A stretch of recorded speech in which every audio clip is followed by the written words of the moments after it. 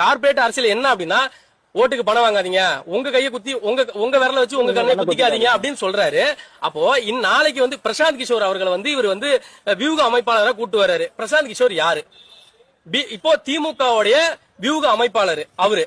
அப்போ அவரை கூட்டிட்டு வந்து இவருக்கு எவ்வளவு காசு கொடுப்பீங்க நீங்க? இந்த காசு நீங்க எவ்வளவு போடுவீங்க? இந்த காசு நீங்க எப்படி எடுப்பீங்க? அப்ப நீங்க மக்களுக்கு சேவை செய்ய வரீங்களா, இல்ல வந்து நீங்க இந்த அரசியல வந்து பிசினஸா பாக்குறீங்களா அப்படின்ற ஒரு கேள்வி எழும்புதுல. அப்போ உங்க மேல நம்பிக்கை இல்லாம, மக்கள் மேல நம்பிக்கை இல்லாம நீங்க இன்னொருத்தனை கூட்டு வரும்பொழுது அது சந்தேகத்தை தான் கிளப்புது.